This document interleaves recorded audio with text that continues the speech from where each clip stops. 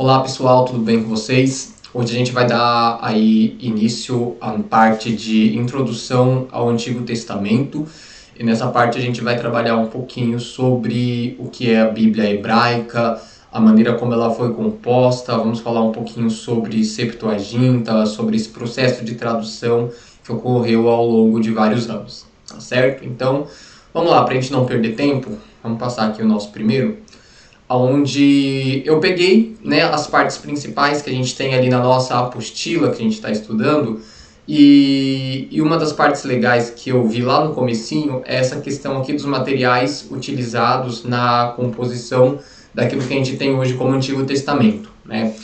Primeira coisa que a gente tem que lembrar é que quando a gente fala de Bíblia, né, muitas pessoas entendem como um único livro, mas a Bíblia ela é uma biblioteca, né, ela é uma coletânea, né, de 66 livros, no caso da Bíblia protestante, e com 73, se eu não estou ruim das contas aqui, no caso da Bíblia católica. Diferença aí de 7 livros que estão justamente no Antigo Testamento, a gente vai falar um pouco mais sobre ele daqui a pouco, mas sim, não é um livro, são vários livros. E não são dois livros, Antigo e Novo Testamento. Os dois tomos, as duas divisões, as duas grandes partes, elas são compostas por vários livros, né? No caso aí, 39 livros no Antigo Testamento protestante e 46 livros no caso da Bíblia católica. Então, a gente vai estudar aqui a princípio como foi esse processo escriturístico, porque assim, o período na qual esses livros eles vão sendo escritos são muito amplos. Eles vão desde aproximadamente 2000 ou 1500 anos antes de Cristo até, no caso da Bíblia protestante, 400 anos antes de Cristo, no caso da Bíblia católica até uns 200 anos antes de Cristo. Então é uma margem de tempo muito grande, né? Cerca de 1500 anos, 2000 anos, para que esses livros fossem escritos. Algumas bíblias de estudo, quando você pega o início de cada livro, ela traz o autor, né? E muitas vezes seguindo a tradição judaica. Se você pega essas bíblias de Gênesis ao Deuteronômio, os primeiros 5 livros, Gênesis, Êxodo, Levítico, Número e Deuteronômio, você vai ver que o escritor é Moisés, mas muitas vezes no caso, por exemplo, de 1 Samuel, de 1º livro dos Reis, você vai ver que o escritor é anônimo ou possivelmente fulano, e aí você não tem uma certeza sobre quem é o autor ou quem são os autores daquela única obra. Então, a gente tem uma tradição que vem do povo judaico, quando a gente fala de Antigo Testamento, tá? E essa tradição, a gente chama ela de oral, e depois teve a tradição escrita. O que é a tradição? É aquilo que é passado de geração em geração, né? Quando a gente fala, a gente faz isso na nossa família porque é uma tradição, né? O almoço de domingo é uma tradição, com todo mundo ao redor da mesa, a festa de fim de ano é uma tradição. O que é a tradição judaica? É aquilo que foi passado também. E o que nos foi passado pelos judeus?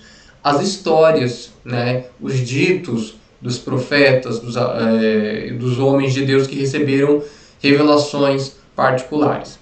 E por que existe uma tradição oral, né? Porque aí vai existir algumas linhas de pensamento, né? Algumas vão dizer, olha, Moisés ele é tão antigo que Israel ainda não tinha desenvolvido a sua escrita como é hoje.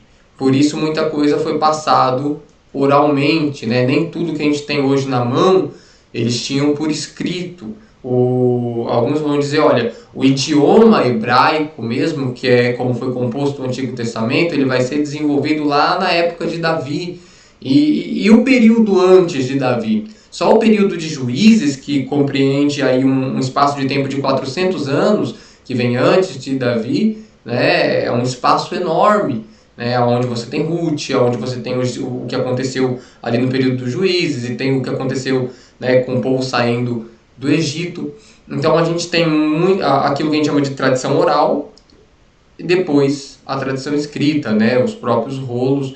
Muita coisa se perdeu quando o povo foi deportado para a Babilônia, né, ali no ano 586, se não me engano, foi em 3 levas, né, 605, vou me esquecer aqui a segunda data, eu acho que 586 foi a última. Então, depois a gente vai ter uma ideia de que Esdras, a tradição judaica, eu coloquei aqui, daqui a pouco a gente vai ler, diz que Esdras foi aquele que reorganizou os escritos, né, no período aí pós-exílio na Babilônia, quando os persas reinavam. Então, foi um período longo, né, foi um período onde muita coisa foi escrita, onde a gente teve uma pluralidade de autores, e aí a gente tem, por obrigação, por dever, estudar como que foi esse processo. Aqui, nessas 4 aulas sobre o Antigo Testamento, a gente vai ver ainda meio que de forma superficial e rasa, isso é um assunto longo, mas bem interessante, tá bom? Até porque a história dessas escrituras que são tão antigas, elas remontam também à história das escrituras antigas dos outros povos que de repente eram vizinhos a Israel, como a Mesopotâmia, como a Assíria, como o próprio Egito, né? E os primeiros materiais utilizados para escrita, a gente deixou aqui nesse slide, era o barro, era a própria pedra, cerâmica, argila, cera, né? Era um período onde a escrita era chamada de escrita cuneiforme. Por quê? Porque era utilizada uma cunha, né? Um objeto de ferro pontiagudo, a gente vai ver foto daqui a pouco, e aí martelando aquela cunha ia se fazendo registros em pedra, né? E depois ia mudando o material, né? Cerâmica, argila, ia mudando um pouco a ferramenta que era utilizada para a escrita, e as coisas iam avançando. Tá? Então, a gente tem um primeiro momento onde a escrita era feita no barro, né? Na cerâmica, na pedra, na argila, na cera, como deixei aí, né? E aí era chamado de escrita cuneiforme, a escrita que era feita nesse material. Depois você tem um período onde a escrita foi desenvolvida em papiro e outro período em pergaminho, tá? Eu não vou trabalhar aqui muito com datas. O papiro, ele é uma espécie de folha, mas uma folha feita a partir de uma cana muito comum ali na região do Egito, tá? No delta do Nilo, e aí aquela cana era descascada e eles iam fazendo a confecção daquela espécie de papel.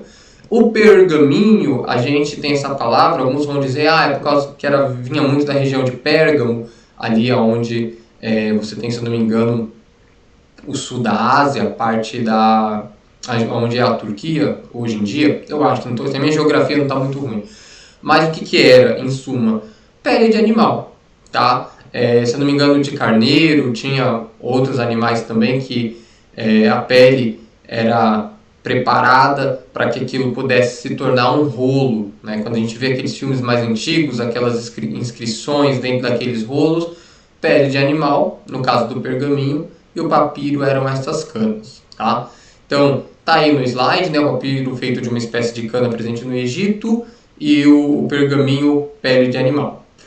Para a escrita, teve várias coisas que foram utilizadas, né? Mas principalmente a cinzel, o estilete, a própria cunha, eu não coloquei aqui, né? A gente teve o período da pena, e o que era utilizado como tinta vai variar bastante de época, de polvo, podia ser alguns tipos de sementes, carvão com algumas misturas, e isso fazia com que essas escrituras se perdessem com muita facilidade, né? Então a água que hoje você não pode deixar molhar um livro moderno que você vê o estrago que faz, imagino que não fazia num livro que era feito de pele de animal, ou que era escrito com uma tinta que era à base de carvão, ou de uma semente, de uma planta específica. Então era uma escritura fácil de se perder e que tinha necessidade de ser copiada constantemente. E é isso que a gente chama de tradição escrita, né? Aquilo que era escrito foi escrito, passado por Moisés, depois, né, os Salmos de Davi, tudo foi recopiado e recopiado e recopiado, tá bom? Até chegar a nós nos dias de hoje. Existe, claro, né, para aquelas pessoas que são mais resistentes à fé cristã, aquele velho argumento de que uma coisa que foi tão copiada tantas vezes, com certeza foi adulterada. E quando a gente vai para a história, quando a gente vai um pouquinho para a arqueologia, não sou nenhum estudioso de nenhuma dessas áreas, mas se você percebe que existe um grande número de cópias que são idênticas, que trazem para nós a autenticidade daquilo que havia naquela época.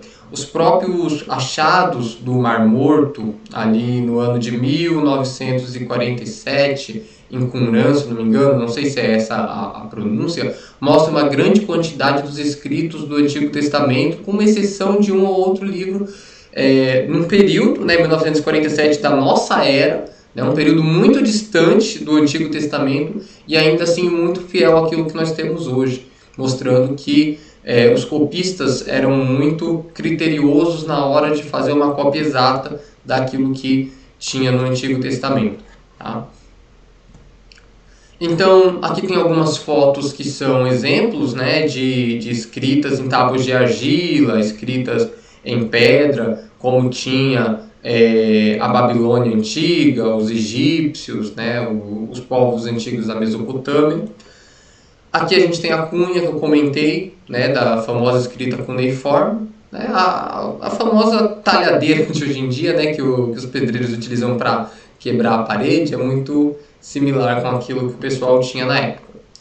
E aqui a gente tem, ficou apagadinho aqui, devia ter colocado uma foto mais clara, um pergaminho aqui de fundo, e aqui você tem o papiro. O papiro ele parece uma folha, ele é basicamente uma folha, mas que é extraído aqui da cana e é feita a confecção, colado as tiras até fazer esse papel bonitinho que a gente tem aqui. Hoje em dia é mais uma questão artística, cultural, histórica. Bom, composição do Antigo Testamento. Vou dar uma lida aqui. Então, escrita dele, predominantemente em hebraico, que é a língua dos judeus até hoje. O povo, depois que foi deportado para a Babilônia, como eu disse, ano 586, aí aproximadamente antes de Cristo, começou a ter mais relação com outros povos de outras línguas, principalmente, em especial, depois da queda do Império Persa, a língua grega se disseminou, e aí o grego também se tornou uma língua comum, mas antes disso o aramaico. Então, por isso a gente destacou aqui que tem alguns textos, e tem os textos específicos na apostila de vocês, que Daniel, Esdras, Jeremias tem alguns fragmentos em aramaico, não apenas em hebraico, que é a língua oficial do Antigo Testamento.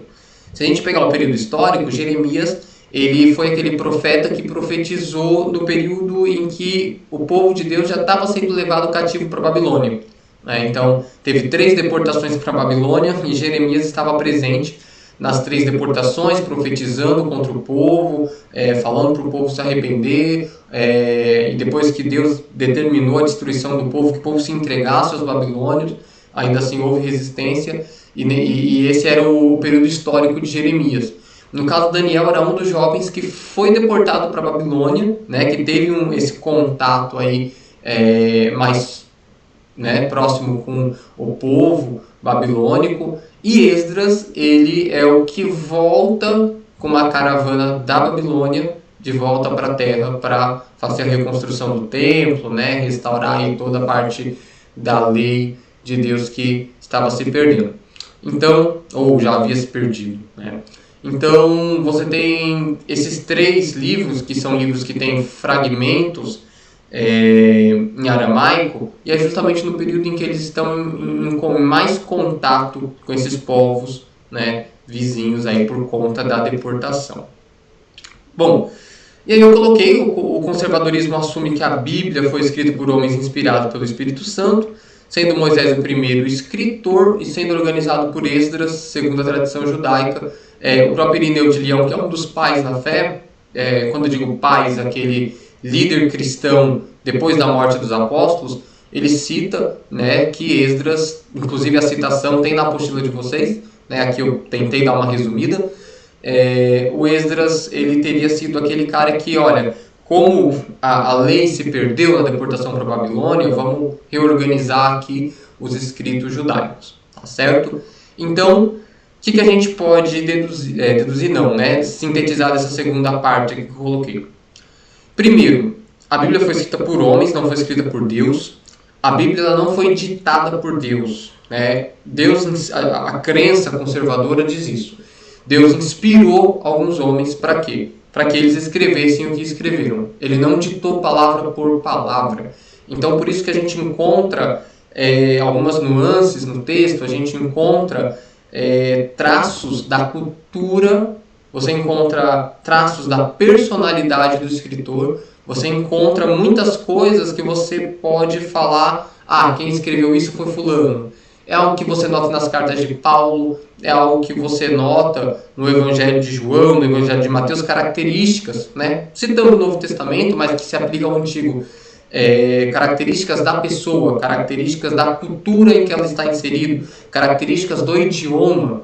Né? Deus ele não citou palavra por palavra, não é o próprio Deus falando, mas Deus inspirou alguns homens para que esses homens trouxessem às pessoas, às gerações futuras, conhecimento sobre Deus. Tá? Então, essa é a questão da inspiração. A tradição judaica diz que foi Moisés o autor de Gênesis a Deuteronômio, né? Lembrando que houve compilações, né? A gente se pergunta, Deuteronômio capítulo 32, 33, 34 narra a morte de Moisés, como que Moisés escreveu sobre a própria morte, né? Obviamente isso é um escrito posterior, mas a história em si, seu conteúdo, foi nos dado por Moisés. Então, assim assume tudo que é ligado ao conservadorismo. Quando eu falo conservadorismo, estou abrindo uma distinção entre igrejas conservadoras e liberais.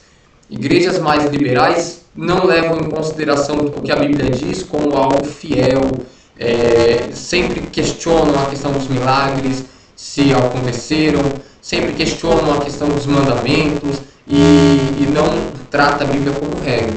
O conservadorismo acredita que é um texto inspirado e que deve ser seguido. Né? Isso, conservadorismo e liberalismo você encontra tanto dentro da Igreja Católica como dentro da Igreja Evangélica, né? Como em outros segmentos também. Tá? Bom, eu coloquei aqui que Moisés foi o primeiro, né? Mas a gente tem um texto em relação a ser escrito de Jó.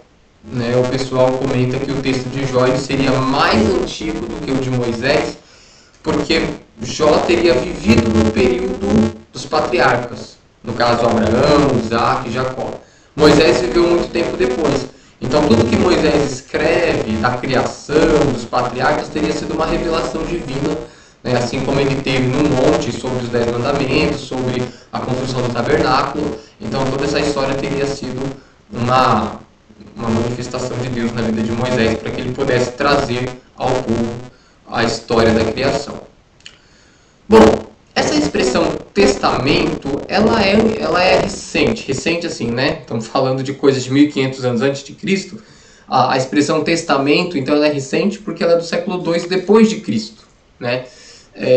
E começou a ser usado para a igreja para dividir esses volumes de livros santos que tinha do judaísmo e do cristianismo. Tá? Então acabou ficando. Algumas pessoas preferem Primeiro Testamento ao invés de Antigo. Aí não faz tanta diferença, tá? É mais uma questão de costume mesmo. Beleza, então essa diferenciação aí. E aí, o Antigo Testamento, algumas pessoas se perguntam, né, por que estudar o Antigo Testamento? Se o que vale para a igreja, para o cristianismo é o Novo. A pessoa que só estuda o Novo Testamento fica com um gap gigantesco. Primeiro, que Jesus era judeu. Então, como que você quer saber sobre Jesus sem saber a história do seu povo? Aquilo que confirma que Jesus realmente é Deus são as profecias que veio ao povo judeu, que escreveram muito antes de Jesus vir à Terra.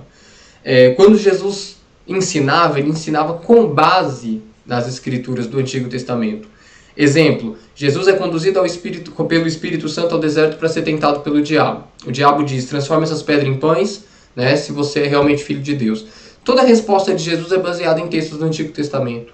Então ele usa Deuteronômio 8:3 para dizer, nem só de pão viverá o homem, mas de toda a palavra que sai da boca de Deus.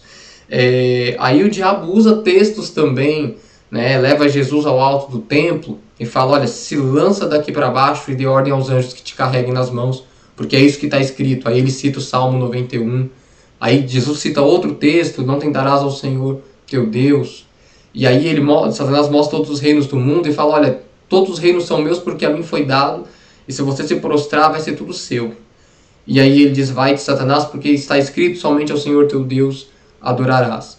Então você vê que a resposta de Jesus ao diabo é o Antigo Testamento. Quando os fariseus perguntam, é lícito dar carta de divórcio? Tá em Mateus 5, se não me engano Mateus 19 também tem. Ele fala, olha, o que Moisés disse? Ele fala, olha, Moisés deixou. Acho que está em Deuteronômio 12 ou 14, se eu não me engano. E Jesus fala, deixou por causa da dureza do vosso coração, porque no princípio não foi assim. Aí ele cita Gênesis, portanto deixará o homem pai e mãe, se ligará à sua mulher e será uma só carne, né? Então aí ele fala, olha, portanto qualquer um que deixa sua mulher por qualquer motivo e se casa com outra, esse comete adultério, e quem casa com a repudiada comete adultério também. Então ele cita o tempo todo o Antigo Testamento, né? Para apontar as profecias para si, para ensinar sobre casamento, para resistir à tentação do diabo. Então o Antigo Testamento como que eu posso dizer? Era a Bíblia de Jesus, era a Bíblia que Jesus tinha, tá? E embora muitas coisas da lei não se apliquem mais aos cristãos hoje em dia, é uma fonte muito valiosa e muito importante, até por ter sido um texto inspirado, você conhece a história, uma porção da vontade de Deus ali no próprio Antigo Testamento. E outra coisa que traz essa validação do Antigo Testamento e o seu grau de importância é justamente essas citações, né, de Jesus ao Antigo Testamento. Porque a gente poderia dizer, como que eu vou saber se os textos do Antigo Testamento são fiéis ao original, ou se eles são realmente, né, aquilo que dizem que são. Jesus, a qual tem a sua historicidade comprovada por autores, inclusive, que não são cristãos, ele cita excessivamente o Antigo Testamento, né, mostrando para as pessoas que leem o Antigo Testamento a sua validade. Um dia, os discípulos de Jesus, eu acho que é Mateus 12, colhendo espigas no dia de sábado, vem os fariseus querendo acusar, e aí Jesus fala, olha, por acaso vocês não viram o que fez Davi, que entrou no templo com seus homens, comeram os pães da proposição, dos quais não era lícito comer? Então Jesus ele cita histórias do Antigo Testamento o tempo todo, validando, mostrando a fidelidade daquilo que nos foi escrito naquela porção da Bíblia, tá bom? Então vamos lá. Cadê? Beleza. Então a primeira e a segunda parte da Bíblia Hebraica, a Bíblia Hebraica é dividida em 3 partes, a gente já vai falar sobre isso. A primeira é a lei, a segunda aos profetas. Quando a gente fala Bíblia Hebraica e Antigo Testamento é a mesma coisa, tá? Foram as primeiras a serem consideradas canônicas, porém muitas outras literaturas estavam em composição nos últimos séculos antes de Cristo. Então, aqui para a gente pensar da seguinte forma. O que fez com que esses textos fossem considerados canônicos? Tudo isso é um processo, tá? Que levou aí anos e anos. Primeira parte da Bíblia Hebraica é a lei. A lei, que eles chamam de Torá, são os primeiros 5 livros da Bíblia, Gênesis, Êxodo, Levítico, Números, Deuteronômio. Essa é a primeira parte que foi considerada dada por Moisés e canonizada, né? Se tornou padrão, se tornou um cânone, considerada inspirado por Deus. Depois veio a segunda parte, que era os profetas. E aí houve, né, claro, critérios para se considerar os livros proféticos como inspirados por Deus ou não, né? Havia profeta na época, era um homem de Deus, é útil para o ensino, ele contradiz a lei. Então, aplicando esses critérios, os próprios judeus, rabinos, iam, né, afunilando e considerando se o livro ele era autêntico, se ele era uma obra feita por um homem inspirado por Deus ou não, tá? E aí eles iam sendo colocados no cânon. Então a gente tem a parte da lei, depois os profetas, E depois, ainda durante muito tempo, alguns livros estavam sendo escritos, né? E depois foram sendo considerados sacros, e depois o cânon vai ser fechado algum tempo depois, né? E não sendo aceito nenhum outro livro mais, tá? Alguns livros foram rejeitados como pseudoepígrafos. Pseudo é falso, né? Epígrafo é descrito. Então, o que é um livro pseudoepígrafo? É um livro que alguém escreveu e mentiu sobre quem foi o autor. Por exemplo, eu não tenho um nome famoso, mas eu quero que aquilo que eu estou escrevendo seja lido por muita gente, por isso eu falo, olha, o autor desse livro aqui é fulano, alguém de muita evidência. Aí, por ter sido escrito por fulano, agora todo mundo vai ler.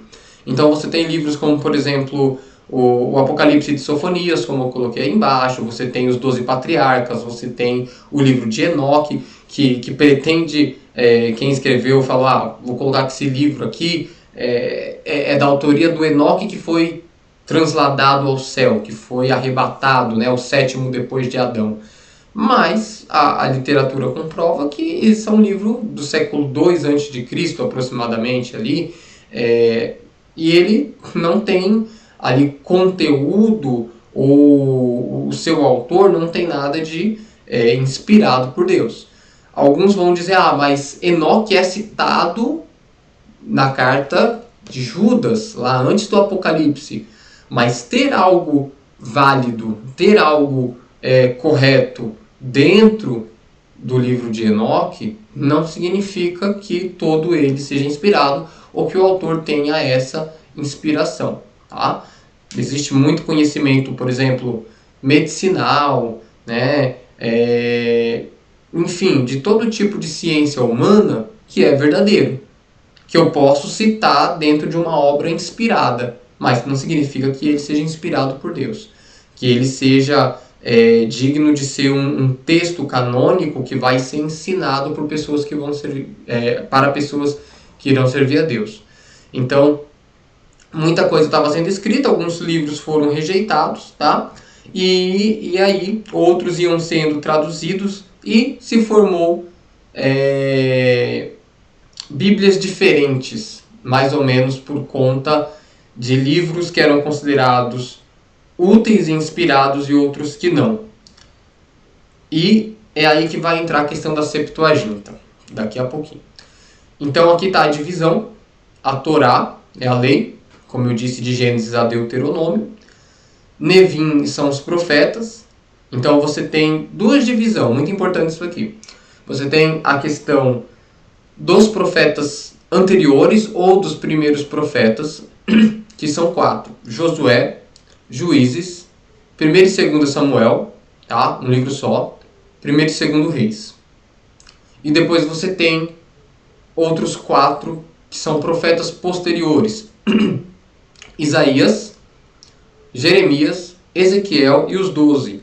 Os 12 são os 12 profetas menores que a gente tem. Oséias, Joel, Amós, Abacuque, Sofonias, Naum, Jonas, Ageu, Zacarias, Malaquias, Miqueias, vai me fugir um aí da cabeça, mas esses 12 profetas pequenininhos que você tem na sua Bíblia, eles são um livro só. Então a gente tem 8 livros dos profetas, tá? E aí você tem o Ketubim ou o Ketuvim, depende aí do site ou do livro que você lê, né? Tem uma variação aqui na escrita, que são os escritos que, por sua vez, são divididos em 3 partes. Onde você tem livros históricos, perceba que Daniel está nessa parte dos históricos. Daniel, que é considerado um livro profético, seja do cânon evangélico ou católico. Aqui, para a Bíblia hebraica, ele é histórico, dentro dos escritos. Então você tem Daniel, 1 e 2 Crônicas, Esdras e Neemias. Você tem 4. Esdras, Neemias, Daniel, 1 e 2 Crônicas. Aí você tem sapienciais, que são livros de sabedoria, ou poéticos, tá? Provérbios, Jó e Salmos. E depois você tem o Megelote, a pronúncia aqui, né, vai me fugir. Mas são livros, rolos, que são lidos em festividades específicas. Como, por exemplo, o livro de Ruth, está no plural aqui, perdão. Esther, Cantares, Lamentações e Eclesiastes, né? Esther é lido no Purim, Eclesiastes é lido na festa dos tabernáculos, né? Festa das cabanas, Lamentações no aniversário da destruição do templo. Então, você tem esses 5 livros aqui, né? Vocês vão notar que alguns livros são vários na nossa Bíblia, um só para eles. Isso acontece com frequência. Por exemplo, os 12 profetas aqui. Em algumas Bíblias católicas, por exemplo, você tem primeiro, segundo, terceiro e quarto livro dos reis, ao invés de ter primeiro e segundo Samuel. Então, vai depender muito, principalmente nas Bíblias católicas e evangélicas, da tradução, do ano da tradução, né? Foi um processo longo até chegar naquilo que temos hoje. Teve um período em que foi tudo dividido em capítulos e versículos, se não me foge a memória, da Idade Média. Tá? Então, a bibliologia, né, que é outra matéria à parte, ela tem esses períodos aí de como a Bíblia foi composta e como chegou até hoje. Mas essa aqui que a gente está vendo é a divisão da Bíblia hebraica, tá? Tá o título aí para a gente não confundir. Aí a gente entra na Septuaginta. O que é a Septuaginta? O povo de Deus estava lá na sua terra enquanto os gregos começaram a dominar. Eles vieram depois dos persas. E os gregos impuseram suas culturas aos povos dominados. Então, Olimpíada, sua religião, né, seu tipo de politeísmo e sua cultura, sua língua. E lá no Egito, região em que estava também sob domínio grego, havia uma grande biblioteca chamada Biblioteca de Alexandria, onde tinha a intenção de ter todos os livros do mundo, as grandes obras, né, se não todas. E teve um rei grego, o Ptolomeu Filadelfo, que queria ter os livros sagrados dos judeus. E aí tem as crônicas, né, a história de que dentro de um período muito curto de tempo, não sei se foi em 70 dias, 72 sábios judeus fizeram a tradução da Bíblia hebraica para o grego. Tá? E a essa versão da Bíblia grega, agora, o pessoal deu o nome de Septuaginta por causa desse simbolismo dos 70 que fizeram a sua tradução, tá bom? E aí, junto com os livros que você tem normalmente na Bíblia protestante, na Bíblia evangélica, você tem 7 livros que também foram traduzidos, né? Que formam o que a gente tem hoje como Bíblia católica, que são primeiro e segundo Macabeus. Você tem, aí sim, né, são 2 livros separados, primeiro Macabeus, segundo Macabeus, Judite, Tobias, Eclesiástico, Sabedoria e Baruque. Tá? Esses foram livros que também foram traduzidos na Septuaginta e posteriormente eles foram barrados no Concílio de Jâmia, aí no ano 90 depois de Cristo. Olha como é tardio a formação da Bíblia hebraica, como é tardio o fechamento do cânon do Antigo Testamento. Ano 90 depois de Cristo, ano em que o apóstolo João já estava terminando o Apocalipse, escrevendo os últimos livros ali que fecham o Novo Testamento. Os judeus ainda estavam discutindo sobre que livros fecha o Antigo Testamento. Claro que não em cooperação, né? Judeu não aceitou o cristianismo, mas o ano 90 depois de Cristo eles já ainda estavam barrando, eles estavam olhando para aqueles livros e falando, não, esse livro aqui foi escrito num período em que não tinha atividade profética, então eles não têm inspiração divina. Tem alguns textos aí que se contradizem em relação às crenças já aceitas, né, na lei. Acho que a Tobias, se eu não me engano, o Judite tem algumas histórias do anjo Rafael que são um pouco diferentes aí daquilo que você tem como aceito no restante do Antigo Testamento. Primeiro Macabeus é histórico, é muito bom, eu gosto. E tem alguns, e principalmente por esse motivo, de não ter atividade profética, eles consideravam que não tinham inspiração e foram barrados. Tá? Eu já li todos eles, não vou lembrar aqui de tudo. Eclesiástico, Sabedoria, né, são mais conselhos práticos, como se fosse Provérbios e Eclesiastes de Salomão.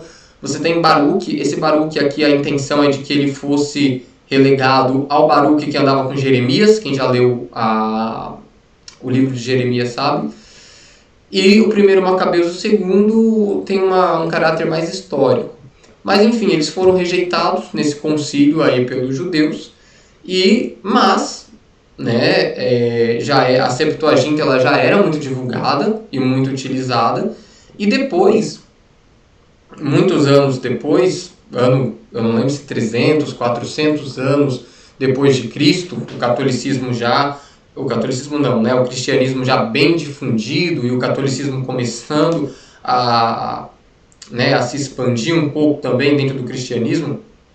E quando eu falo catolicismo, eu estou falando sobre a maneira como o cristianismo começou a se ramificar dentro daquele grande império romano, né? A maneira como a cristandade começou a se organizar.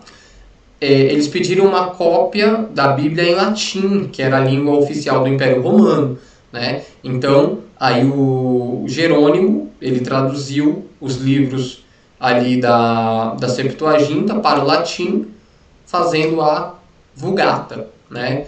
E aí Martinho Lutero, na questão da Reforma Protestante, já no ano 1500 e tralá, viu que houve uma rejeição desses livros por parte dos judeus e também retirou do cânon protestante, tá bom? Por isso, até hoje, a gente tem bíblias protestantes com menos livros do que bíblias católicas.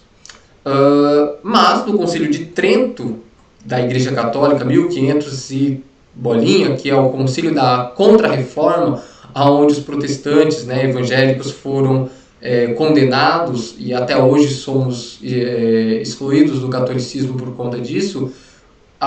Esses livros, esses 7 livros, eles são reafirmados como sagrados, tá? Então, assim ficou essa divisão aí de Antigo Testamento católico diferente do Antigo Testamento protestante. E aí, para a gente finalizar, a gente tem a maneira como se organiza a Bíblia católica e a evangélica, o cânon católico e o cânon evangélico. A lei é a mesma para a Bíblia hebraica, para a Bíblia católica, para a Bíblia protestante, de Gênesis a Deuteronômio. Aqui já começam as diferenças, né? A gente tem uma parte de poéticos, né, dentro do cânon católico, ou poético, ou sapienciais, como eu disse, livros de sabedoria, que é Jó, Salmos, Provérbios, Eclesiastes, Cantares. E eu sublinhei aqui os que não tem na Bíblia protestante, Eclesiástico e Sabedoria.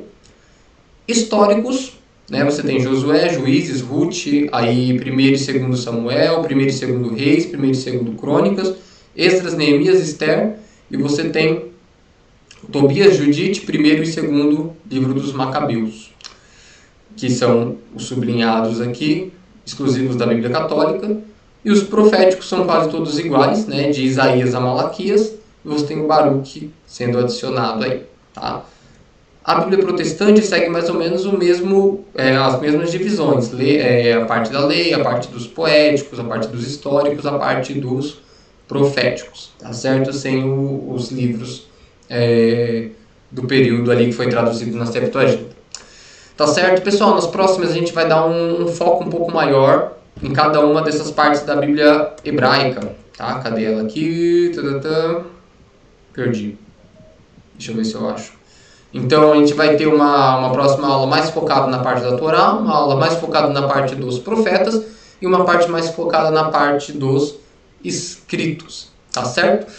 Então, por hora é isso. Fiquem com Deus e tenham uma boa noite, no meu caso, né? Até mais.